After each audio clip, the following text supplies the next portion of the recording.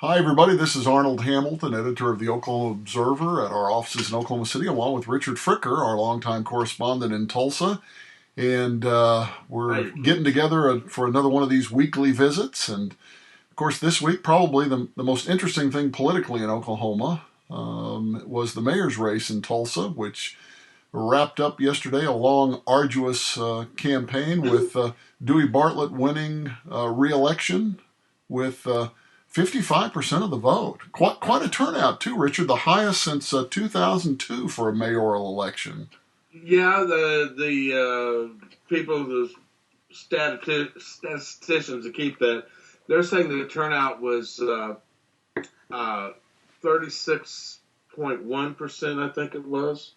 Mm-hmm. Um, I think anyway, that's right. 72,191 ballots were cast, and Tulsa's got 200 plus thousand voters. So yeah, it was a very good turnout, and on top of that, it was probably the most expensive election that Tulsa has ever seen. I think they spent what was it, $4.5 million, Yeah, and Kathy Kathy Taylor Taylor. 3 million plus, and Yes. Bartlett almost a million, 900,000 plus. Well, the thing with this election, um, the campaign actually lasted about 10 months, depending on whose calendar you're looking at. From when they actually started campaigning, then they had the general election, then this runoff, and there was like 4 months in between the June election and the one yesterday. Uh, One thing this does show, I think, is the power of the incumbency, Mm-hmm. because Kathy Taylor had to be out there campaigning. Mayor Bartlett was Mayor Bartlett. Every time he cut a ribbon, every time he hit the rubber chicken circuit, my friend, the late Kay Hushauer, the Keller Citizen, would say, he was out there kissing hands and shaking babies. And Taylor had to mount a campaign, and she had to draw people's attention. And frankly, she just didn't do that well out on the stuff. Well, it makes you think that in order to unseat an incumbent, you really have to give people a reason to do so, unless the incumbent is clearly incompetent or corrupt or both. And did she just fail to give Tulsans a reason to make a change? Do you think? I think one thing that was an albatross for her was the Great Plains Airline debacle, where the city backed Great Plains Airlines. They flew a little bit, and they crashed and burned, and the city had to pick up the tab. And Bartlett hit on that quite often. She also tried to use the scare, rampant crime, and more policemen on the streets, things like that. And of course, the Tulsa Police Department's been a troubled department for some time now, and the grand jury investigation was for things that happened under the watch of the man that she appointed as police chief. So those things kind of bothered her, and there just wasn't a spark.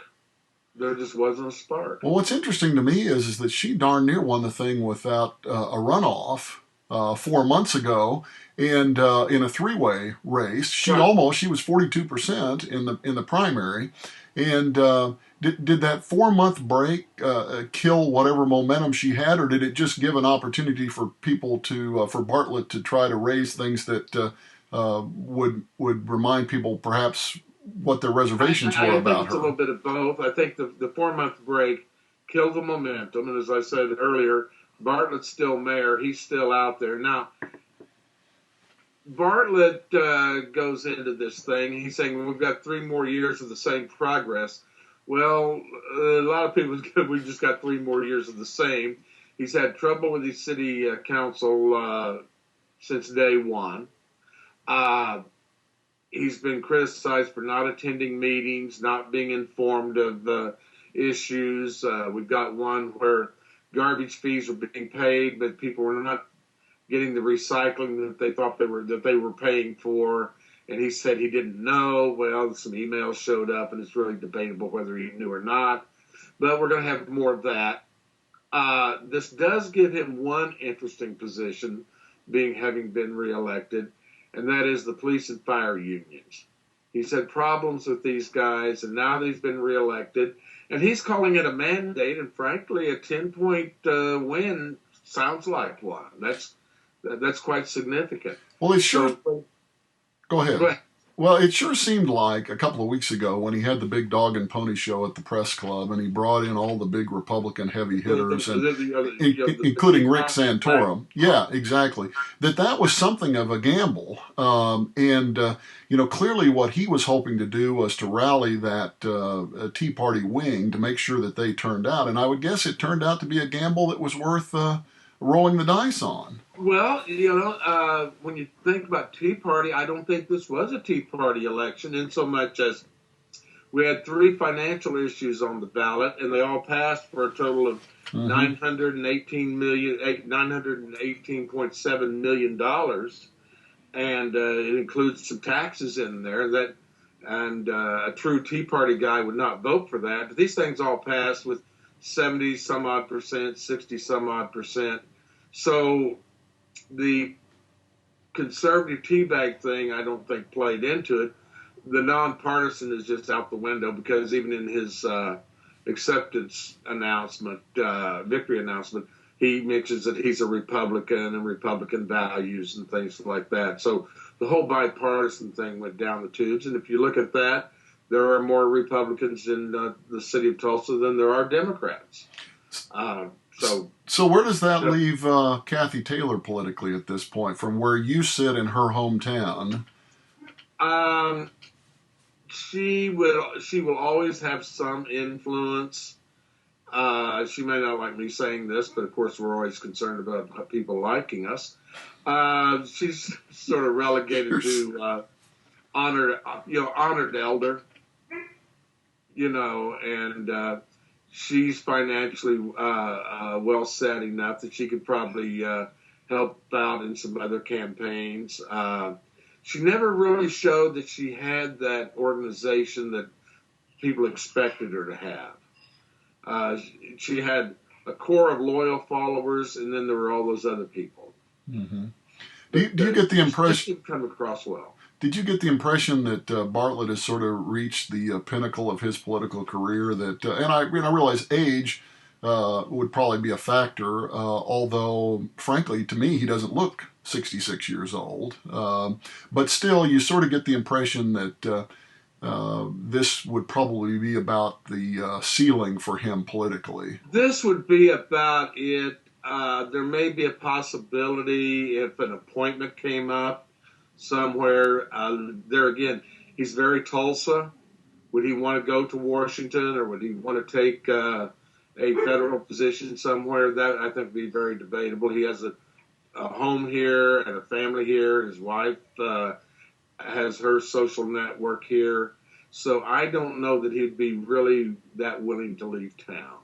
Well, this tax thing, I think, is particularly interesting because, there's sort of this stereotype that Oklahoma's knee-jerk anti-tax, and yet Tulsa seems to be following along a model that Oklahoma City established some years ago with the MAPS projects here. That the citizenry is fine raising taxes. They expect certain things to get done and the money to be spent wisely, but they're okay with that despite all the rhetoric from the right that taxes are terrible and we've got to lower and lower and lower some more. It's all about development. And Tulsa certainly a developer's town, so they get out the vote for these things because there's $918 million worth of contracts to be let, and there are people that do contracting that want a piece of that pie, and they encourage people to vote for it. But on the other hand, yes, Tulsa wants to be progressive. They do see what other cities are doing, but a lot of times Tulsa, they want a $100 project on a $50 budget. Mm-hmm. So we'll just have to see how this works out. Well, that may not be unique to Tulsa. No. But they want a suit from Saks if they can buy it at Walmart.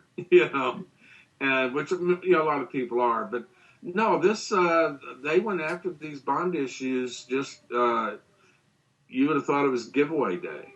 Were you surprised? Would you have bet beforehand or on what the margin might have been and whether they would have passed?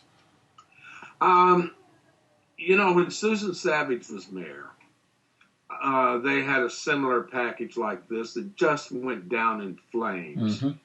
And there have been others that have been iffy, that haven't made it, some have. These made it, I think, because people feel a little bit better about things. Gasoline prices are down. Unemployment is creeping up. In other words, there seems to be a little bit of recovery. Foreclosures are down. So I think people felt a little more comfortable voting something like this with the idea that it would create jobs and make life more good. Well, and there's some history there in a sense too, because Yeah. they're able to point back to the BOK Center now and the success of that, and the ballpark and some of those kinds of things. Ironically enough, things that occurred on Kathy Taylor's watch, and yet she it didn't accrue to her benefit yesterday at the polls.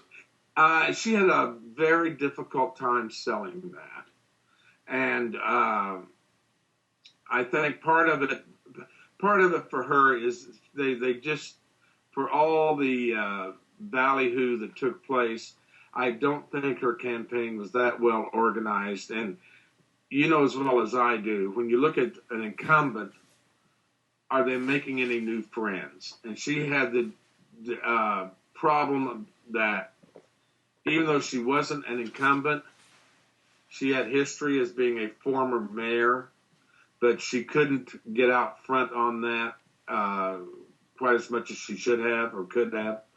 And I think I think people just got tired of the campaign. They got tired of people talking about high crime. They got tired of hearing about Great Plains. They got tired of hearing about a lot of things. And they just said, you know what? The city hasn't burned down with Dewey here. Let's just keep him and go on.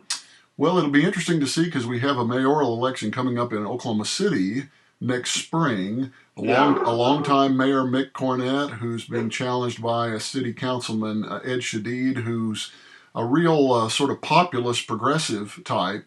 And it'll be interesting to see how that unfolds over the course of time, him running against the incumbent sort of establishment candidate. And there's probably a lot starker contrast there between those two than there was between Bartlett and Taylor in the minds of a lot of voters, since both had been mayor and Bartlett still was. But at any rate, well, Richard, thanks so much, and we'll look forward to chatting again and picking up on the hot political news again the next go-around. Well, see you next time. All right, thanks. Yeah.